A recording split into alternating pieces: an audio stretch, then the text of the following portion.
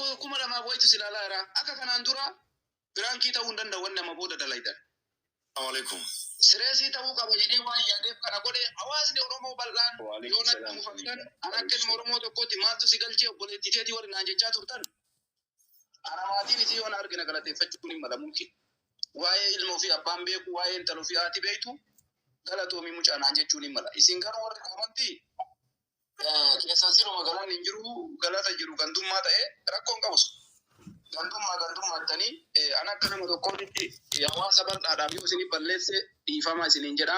Hamzaallee yoo nama uffatte dhiifama isin lachuu jaalala dhugaa yoo walii qabaattan rabbiin carraa keessa walii isin maxxansu. Obboleessa kiyya ashitti na beektii ana abbaa maatiiti. Nama niitii barbaaduu miti dhugaa siif hima Hamzaa.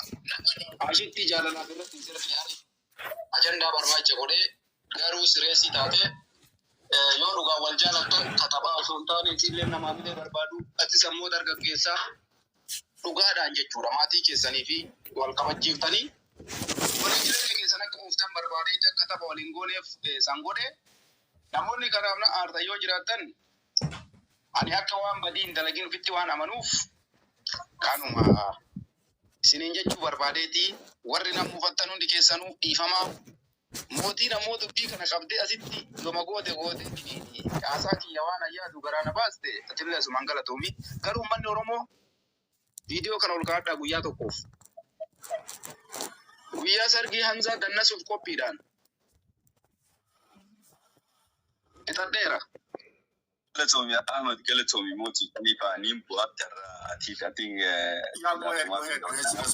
gastirran turu amala kiyyan beektaa gastirran turu darbuun fedhaa soo ashuuna asii kadhanne so obboleen kiyya qaqqaaliin jala jirtanii fi gubbaa jirtan fayyaadaha shanyii mootii nam beeknu akka gaariitti Hamzaan obbosa kiyyaantiin obboleettii ashitti Mister Gota tana bakka irratti garmaamu tola dubbini so mucin tala bali aba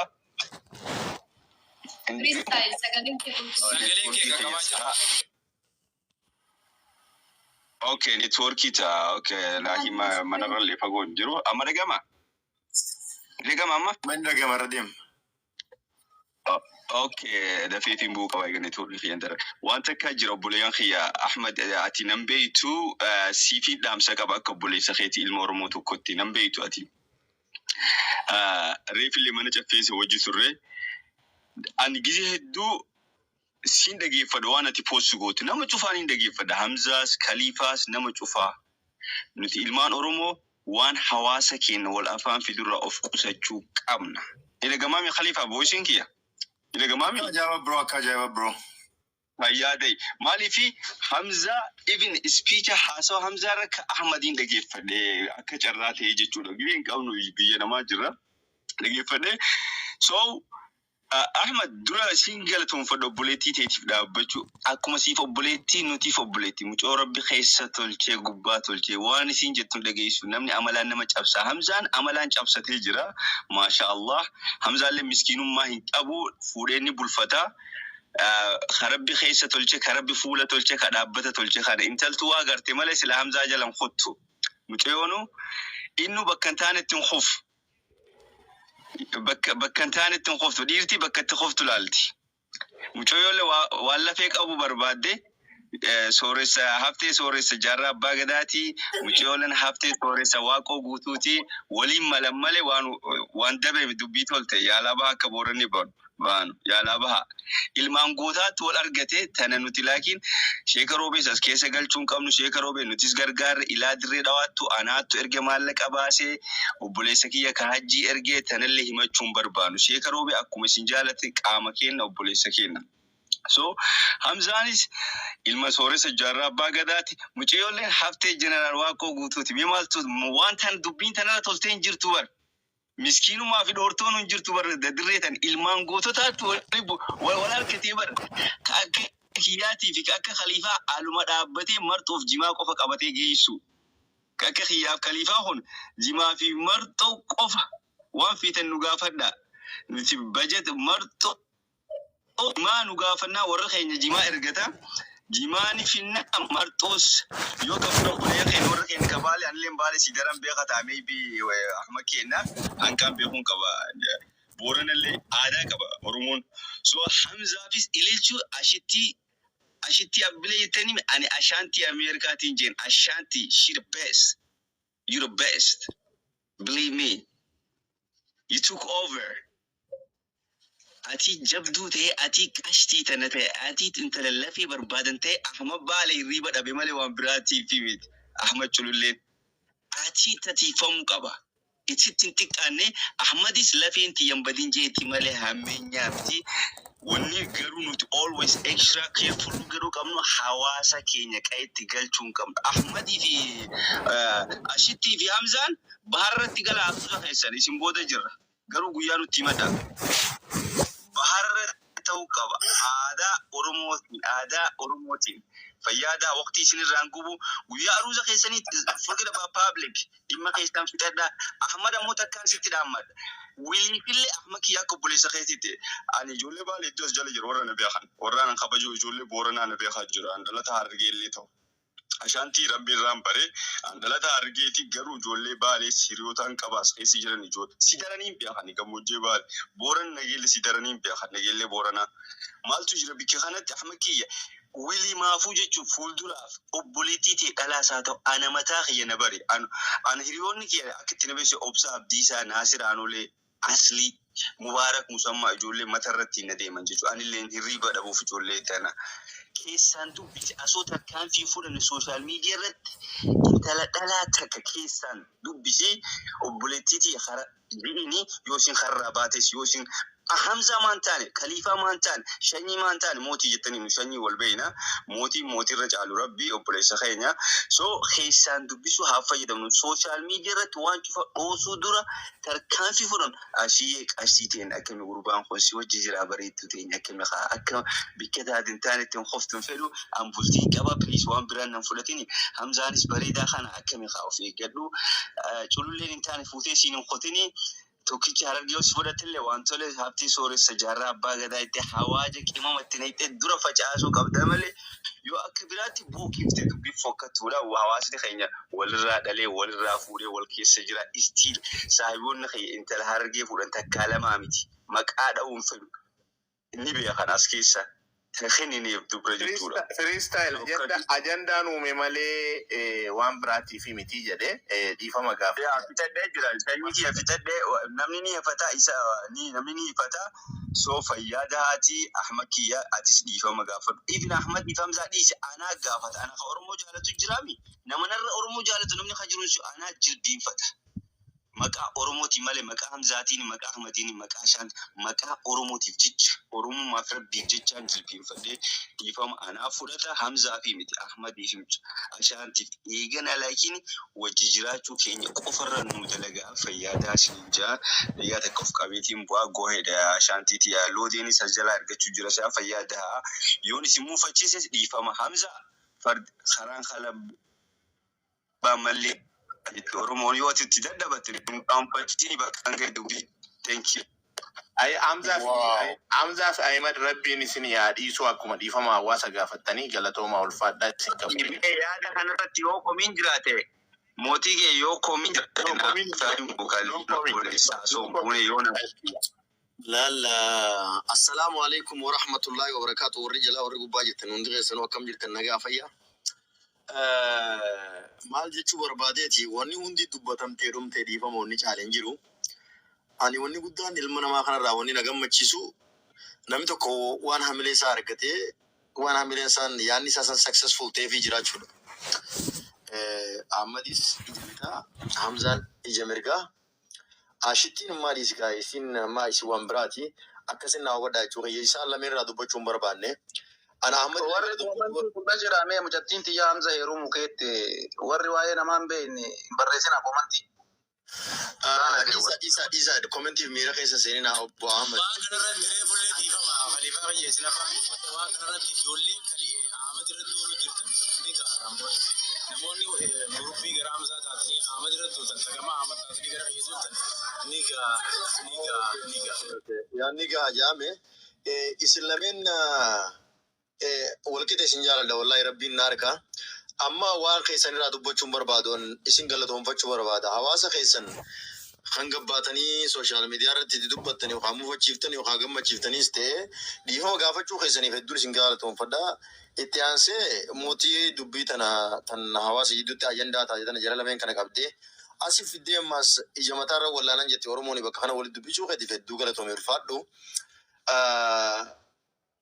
Hamzaa kiyya wanni takka tanatti beeku qabdu obboleessa kiyya xiqqaa wanni takka tanatti beeku qabdu intala yeroo fuudhan anis fuudheetumaan harkee intala yeroo fuudhan numa heddummaatti wanni akkana intala teenyan fuutu haadha abbaan illee namaan numa jaan warri gandaati illee intala teenyan fuutu achitti hin kennin numa jaan obsaatuma intaluma amansiifachaa keessa dabran. Ani irra caalaa kanuma fi gorfatanii beeyta ani wanni si gorsu aartee miira keessa seentee warra soddaa keenya warra baaliyyoo nutti afaanii nutti hin tuqini ittiin dabrin ilaal yoo isaan lafa nu gachiisi duyda keetirra deemna jenuu gaduma ciisi irruma deemna gaduma ciisi haasumarra deemanii malee akkana jette afaan keetiin karaarra natti hin maqini aruuzni keetii fi aruuzni ashitti naafi firiistaayil duydarriif keenye akka gartee aruuza best Miami bakka jan Ameerikaa tana keessa bakka ittiin qaaliitii jira aruuzni keessan akka achi ta'u ispoonsara taana ulfaadhaa galatooma.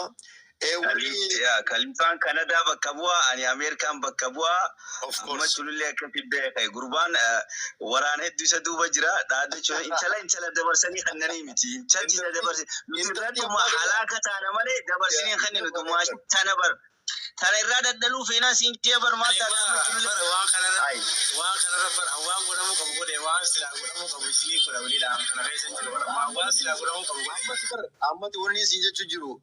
Yoo gachiisi duydarra siyaanaa jenuu gaduma ciisuu qofa malee waan biraatti dhiisiin siin jee. Kiisha 5 gammallattee biyya jirtu 5 mallattee xiqqoo amaleeniif duuba sin deebiin. Michiyoo akkanatti akka urjii bareeddu tanatti harargeen nu galchinaan ati gootaa barat siidaa siidaabu qabnaa deero.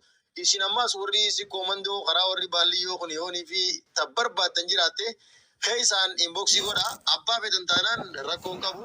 Freestyle nuti yeroo gabaabduu keessatti jimaa qonyee irra kaayyannee baale deenee dubbii tan akka yeroo gabaabaa keessa finnu dubbii kana qilleensa irraa gabbuufnee jira kana online irraa akka buufnu nuti irratti dalagu qabna. Galatooma ulfaadhaa.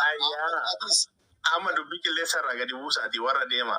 Akkanuma inni guddaani. Akkas malee wanni biraa takka hinaaf ni adeema. Hamza ati immoo egaa warra soddaan arrabsiin jedhamteetta warri soddaa inuma nama reebbataa inuma nama abboomata jedhama egaa akkas jedhama mitire. Anyways inni guddaan ani ajandaan kiyya iddoo kanatti dhugaa dubbachuu fi Ahmadii fi Hamzaan uummata kana dhiifama gaafachuu fi ofii wal dhiifama gaafachuudha. Mubaarakii fi Ahmad illee walitti muufatanii turanii akka tasaasumatti wal arganii isaan illee dhiifama akka wal gaafatan goonee jirra. Inni guddaan ajandaan keenya kana ture galatooma ulfaadha. Rabbii isiniif haadhiisu akkuma dhiifama gootanii hedduun galatooma. Galatooma ulfaadha hawaasni keenya dhugaa rabbii baay'ee galatooma akka biyyatti isin biraa gadi bu'a.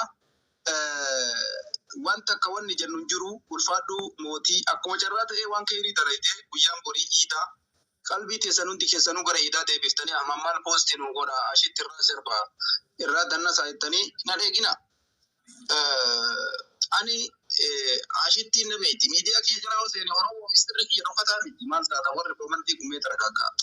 Amma culullee Hamzaan mucattii tan wajjin akka hin gambilee isaa waan bari warree tura surree mataan baafamullee waan hin oolle kanaaf isin warri komantii taragaaggaa amma culullee sammuu isaa gara keessa waan cimaa jira isin hin beeytanii waan godhean ani ka barbaadu Hamzaan akkuma obboleewwan keenya lamaan dubbatan sanii dhoysiisaa qophaa'ee jira bakka dhoysiisaa waan obboleessi namaa godhuuf qophoodha. Good job. Kana jaartii tokkotti ma fuudhan laman jirtu beeka. Good job. Kanaaf jecha hundumti keessan warri nama uffattanillee galatoomaa kanumaa jechuu barbaadeeti. Akka kiyyatti beektan amala wayii qaba. Obboleeyyan wajjin waan dhalatteef shamarran tana. Hawaasni mana mesii jaalatetti heerumsiisuu barbaada. Saniif diqqoo isii deengaddana rodooyteetu shuu itti jedhe. Akkasii yeroo gaarii na qabaadha. Ahmed dagaasti gaafadha asoo bune Ahmed kenna laale onnachuu kee ni kabaja Ahmed kenna ansi kabaja akka buleessa ilma Oromoo tokkotti wanti jiru maali ikkuma waan biraa fakkaata. Ani viidiyoo kee akka gaarii dhageeffadhe, ispiicha kee jala dhageeffadhe firoomsa wajjini nama kabaju nama hawaasa biratti dhageetti qabu jeetiin eegaa ture. Maaliif ati nama siyaasaa fi waa'ee saba kana jala deemu. So hawaasa kee luus godhuun qaba. Always maal irratti fokus godhu Hamzaa siin jee jira. Oromoon dhabin nama dhabuu miskiinummaan jiraatu Oromoon dhabin naa siin dhabe siin jee Ahmed.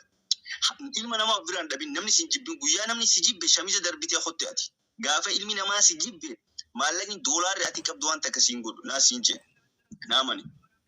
Guyyaa ati maallaqni miti miiliyeenara ta'e yoo ati hawaasni si jibbe si xireeffatee si hawaasni ija hamtuun si ilaale guyyaa san vaaliyuu dhabdee jirta, kabajaa dhabdee jirta. Mucoota maaliif namni akkana jaalata naamusa qabdi. Hamzaa ati akkasitti irra roobsee rasaasa raashaatti bante kabajaa uummanni qabaaf. Mucaan kun waywaatee dhiifama si gaafate. Laal tunuu kabajaa agarsiifti. Warra soddaanii kabajanii nuti intala dhabuu hin feenu. Gurbaanis kabajaan dhiifama si gaafate. Atileen afwan jeeni walitti harka qilleensumarra silaa qilleensarraa lafa buusaa. Eegana Hamzaa jabeeffadhu. Hamzaan obboleessa keeti. Atis obboleessa isaati. Dubbiin Bara Hamzaa dhiifama ta'e Hamzaa warra dhiifama gaafadde jechuudha. Afaan sigareef dhiifama ta'e. obboleessa keeti nutilleen. Uummata Oromoolee dhiifama gaafadde. Hamzaan soddummaa dhugaa rabbi haa godhuu fi soddaa baalee ta'uu isaa itti boonuu qaba. Innis itti gammada jedhee abdii qaba. Innis ammoo asitti illee soddaa harargee ta'uu isiitiif itti boonuudha qabdi. Dhugaa isiin timaanii anjaalala asitti Hamzaa waan yoon qabu ture. Haa ta'u garuu waan jedheef amma inaas awwaamara akkuma isiniin jedhe miidiyaadha. Hamzaan ijoollee harargee hin beeka. Waa'ee jaalalaa irratti sirriitti beeka. Wallaahi billaa eenyu walitti beeka. Kabajaa isaan dubartiif qabanillee baay'ee beeka. Baay'ee beeka. Kanaaf jecha namni baay'een beektaa namni haasa'u kana afaan namaa afaan laalee hattuu godha. Ati ammoo ajandaa tokko yeroo ajandaa uumtu ajandaa san dhugaa fakkeessuun barbaachisa. Si galte ajandaa tokko dhugaa fakkeessitee yoo hin kaasin fudhatama siin godhatu hawaasa biratti. Kanaaf malee namni amma baakgiraawundii kiyyeetti himaa turanii mucaan ijoollee 9 qabaa 15 qabaa. Kuni waan jedhamaa ture siin hin beekti. Hamzaalleen hin beeka.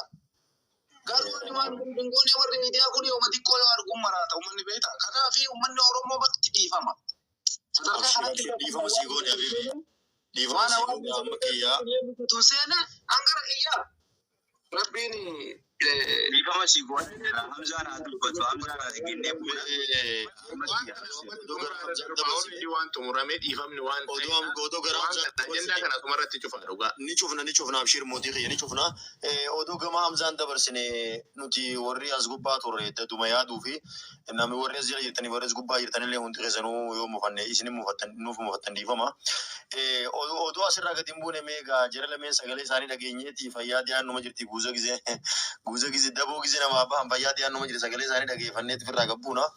Akkasitti guyyaan keessan isin haa bareedu halkan keessan isin haa bareedu isin hin jenna sagalee Haashittiitii fi Hamzaa dhageefuuf qophiidha gurraa taa'unnee jira itti fufa. Waan kanarratti somaadha. Kan hunda warri asitti argamtee dhaggeeffatee viidiyoo waraabbattaniis araaratti gammadee hundi keessanuu garatooma isin jechuu barbaada. Wanta qofaan Ahmadiin jechuu barbaada. Obboleettiin keenya ati baatee asin jirtu yeroodhaaf argamullee dandabaattu xiqqoo deemgatta afaanii waa jettee turte. Viidiyoon kun bira gahuu ijoollee silaa waraabaa jirti.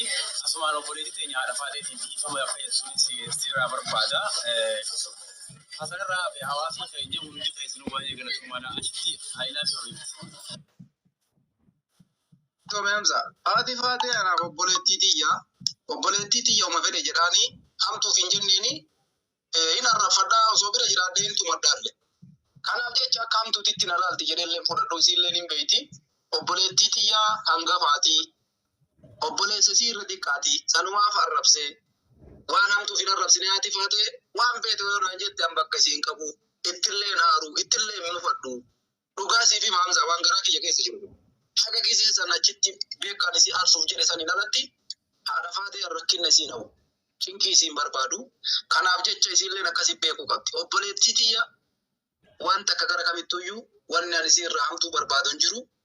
Isiifis gammachuu hawwaa gammachuu isii dhaga'uu barbaada. Saniin gara kaanitti haasaa nu dheengadda amma asitti afaanii nanaaf isii waa waliin jenne san namni gariin sireesitti fudhata waan mala. Hangise masan isii aarsuudhaaf. Ijoolleen dhiifama wajjin afaanii. Waan akkasii sirrafaatee asumaan viidiyoo biraan ga'ee ani gara kiyyaa rakkoo irraan qabu viidiyoo kanaan gaafa isa waliin jedhaan achatti illee waan jenneeni Kanuma taadha isinillee carraa gaarii carraa bareedaa bakka isiin barbaadde rabbi haa ga'u. Awustiraaliyaa barbaadde, Kanaadaa barbaadde, Ameerikaa barbaadde karaan si haa banamuu jedhee eebbisaa obboleessisi. Kanaaf hamtuu wayituu hin jirtu. Hawaasni miidiyaa akkasii hubadhaa anaafaati faate osoo wal agarreeyyuu fuula walitti hin guurru. Ani ergaan kiyya kanuma.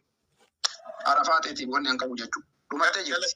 Galatoomii Ahimad waan keessa dubbachuuf jiru Hamzaan iyyuu kaase rabbi siif hadiisu siinillee jaalaluma nu gidduu jira kabaja nu gidduu jira namni immoo numa walitti gaafa walitti haasa'u maybe waan hamaadha jedhee yoo haasofne iyyuu namni immoo deebi'ee walitti gaddaa haasaan wal gaddisiisaa laalcha wal gaddisiisaa jecha wal gaddisiisaa waa baay'ee wal gaddisiisa. Baga walii dhiiftanii haala faateesinis nageenya akkasii kun gidduutti bu'aa abdiin qaba galatoomaa hundi keessanuu ulfaadha. Sinagannaa jiraadhaa hundi keessanuu fayyadaa galatooma. Hora bulaa isiniin jegaa Shaantii fi Hamzaa fayyadaa hora bulaa isin faana jirra isin booda jirra waliin isin jaalanna waliin bareedan. That's what we don't see like. Nama hojii jiraatu arguu feena rabbilee akkas jaalata yoo namni hojii jiraatu keessattuu namni wal jaalatu wanni isin irra qananii jiru bar. Nama jaalatte argachuudha addunyaa tana wanni nama gammachiisu jiru billaa aleeki. Nama jaalatte wajjin jiraachuun akkasii fayyadaa mootii nagannaa jiraadhaa Ashaantii Hamzaa teessan olumaan jaha dubbiin akkasuma. Mootii duraan jalaa gubate inni duraan jalaa gubate. Neetwoorkii keenya jijjiitan mootii dhiifama. Shani ni jijjiita maata. Follow Davis. I cannot hear you well. Yeah. Okay. I will. Mootii keenya nagannaa jiraadhaa fayyadaa obboleeyyan najabeesi gamooti ati warri kaamantii kana laakiin kabaja laara nashaata qabanii harkutti nagannaa kaamantii isaanii tiktaak gaddaa hin balaaleffatinaa fayyadaa nagannaa jiraadhaa thank you.